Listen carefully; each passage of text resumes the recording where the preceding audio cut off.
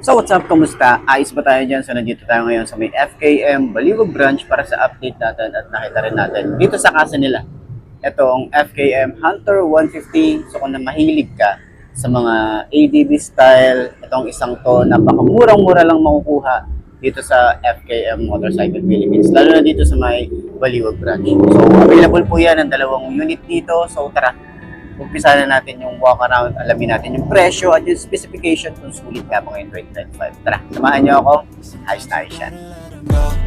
I know it's hard, but you're better on your own. I know the sky's got you feeling all alone. I know it's hard, but you gotta let them go. Say it with me, everything is okay. Yeah, hey, yeah, hey, yeah, yeah. But you gotta let them go. Maganda siya yung center. But you're better on your own. Yeah, on your own. Yeah. All these feelings kept, I wanna be over it.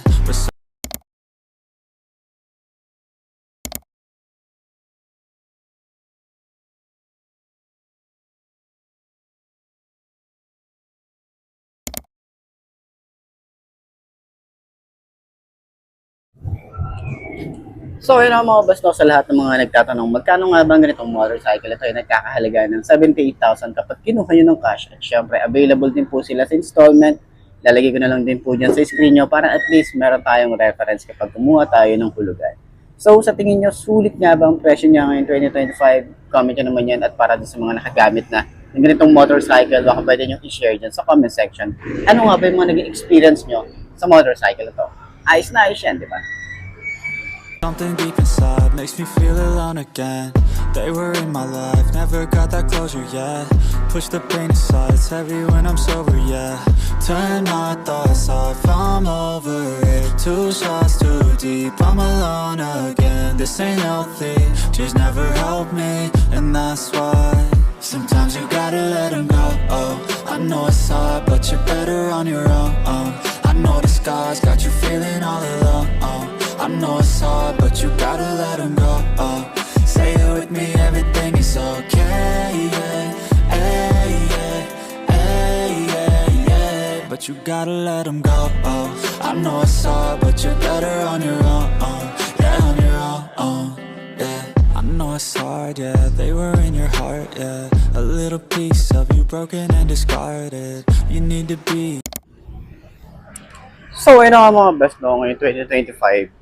Makita na rin natin dito sa casa at maiikutan na rin natin. So meron na rin kasi tayo nitong nakita, lalo na dun sa test ride nila dun sa may Paranaque or sa Pasig pa yun. Pero yun nga, no, sa Moto Bazaar ng 2025, okay, kay Makina. So last time nakita natin to, kasi hindi ko rin naman to na test ride kasi nga wala akong action cam na dala nun. Pero at least ngayon, maikutan natin, no, ma-share ko sa inyo ano nga ba yung kabuuan niya, and then mga specification, and then mauupuan na rin natin siya at ma-review natin, full review para dito sa Hunter 150. So, ano nga ba yung mga nagustuhan ko dito? Umpisa natin dito sa kanyang headlight. Napakaangas ng headlight niya, parang meron siyang kamukha na big bike. Hindi ko alam kung sa BMW ba yun, pero ayan, yan yung itsura niya.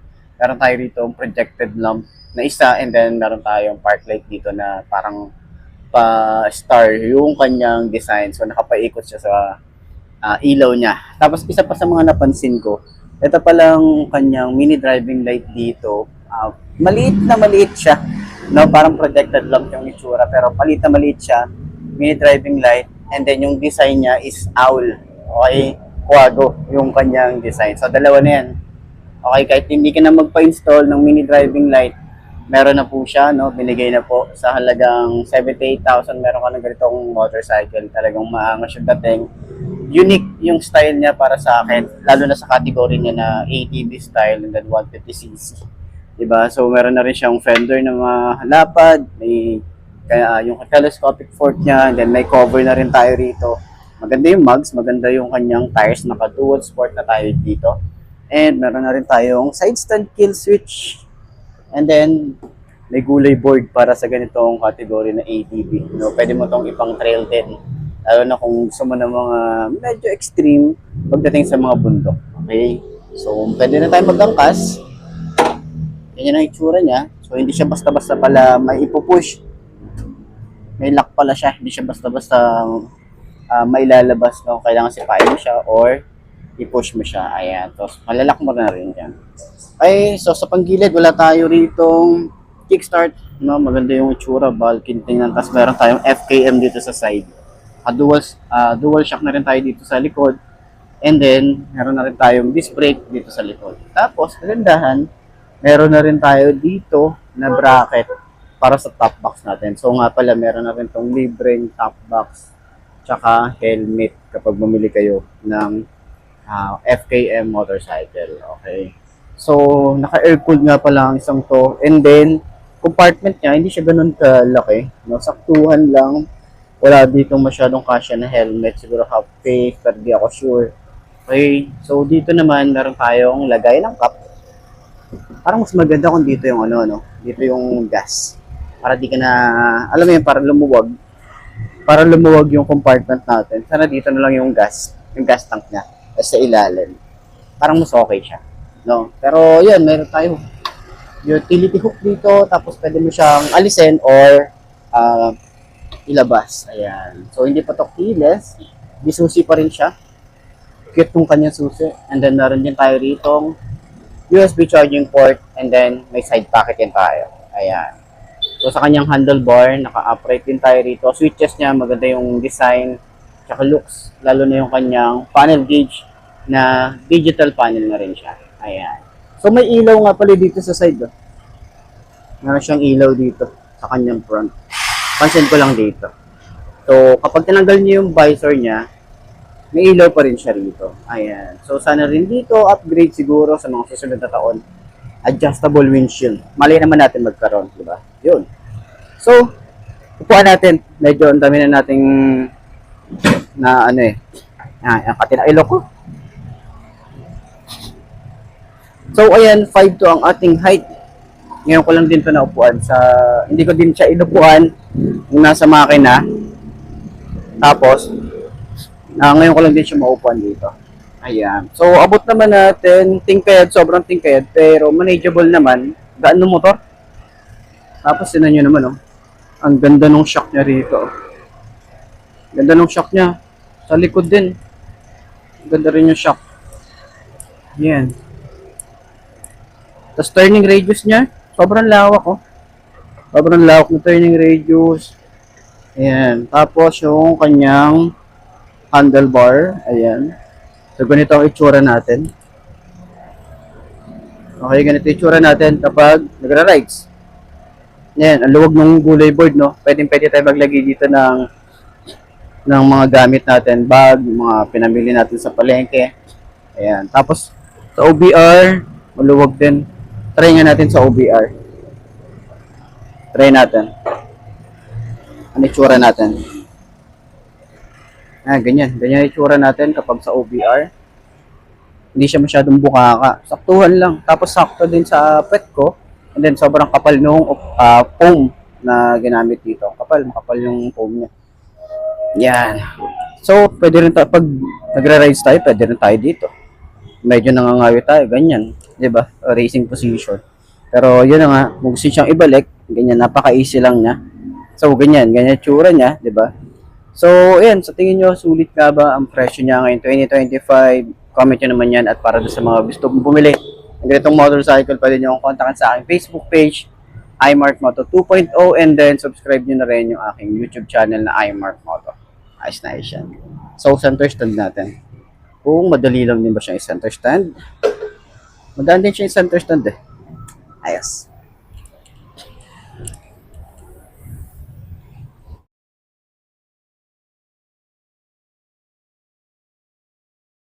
So, yun ang mga best, no, available na nga po dito sa FKM Baliwag branch. Itong Hunter 150. So, yung Ranger, medyo madaling maubos, kaya hindi natin naabutan. Pero nagkaroon sila rito last time. Nakita lang natin sa post nila. Pero ngayon, available po dito yung Hunter 150. Okay, dalawang unit yan. Meron silang kulay white din doon. Paras white. Pero dalawang kulay daw to. Meron silang green, yellow. So, yun. Tingnan rin natin yun. Kapag nagka-available, iba-vlog pa rin natin para at least makita nyo kung ano nga ba yung mga gusto nyong kulay pa or ano pa yung mga darating na kulay. Diba? Malay naman natin mas marami pang kulay next year compare ngayon. Okay, so walk around din natin. Ayos na ayos siya.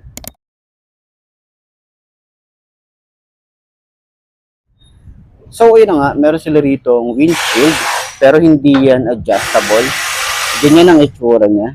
Okay, dito naman sa side, meron tayo rito signal light, LED rin yan, and then ito napugian talaga ako dito sa kanyang headlight na naka-projected lamp, and then meron tayong daytime running light na, alam mo yun, pag ganyan.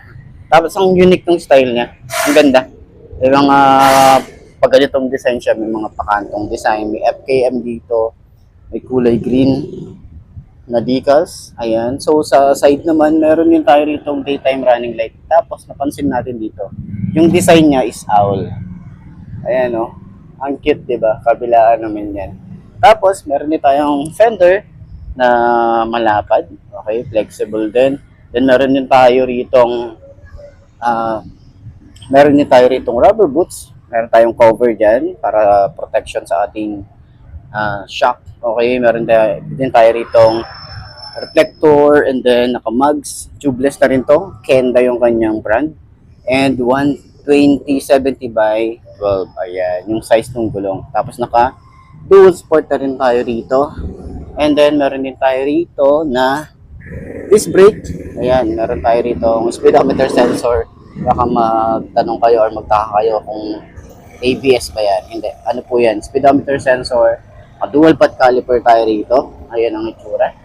And sa side, meron tayo rito mga design na ganyan. No?